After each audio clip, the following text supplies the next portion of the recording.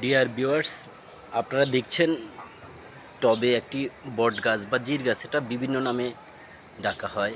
এটা আমার ছাদ বাগানে আমি প্রথম শখ করে এই বনসাইটা লাগাই এবং এর সাথে পরে একটি নিম গাছও আপনারা দেখতে পাচ্ছেন। এই নিম গাছটা আমি লাগাই নাই, এখান থেকে যে কোনো পাখি অথবা অন্য কোনোভাবে হয়তো বীজ পড়েছিল, এরপরে এই নিম গাছটাও উঠে আমি আর এটাকে কাটি নেই, কারণ এই নিম পাতা থেকে আমি নিম কীটনাশক তৈরি করি এবং নিম কীটনাশক তৈরি করে আমি ছাদ বাগানে বিভিন্ন গাছে সেটাকে স্প্রে করি কীটনাশক হিসাবে।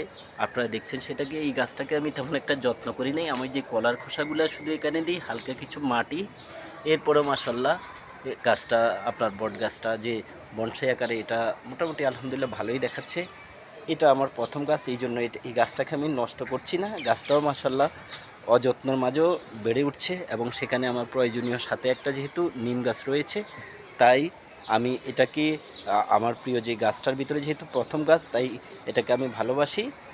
আপনারাও চেষ্টা করবেন সময় পেলে আপনারা টবে বা যে কোনো জায়গায় গাছ লাগাবেন। সবাই ভালো থাকবেন, ধন্যবাদ।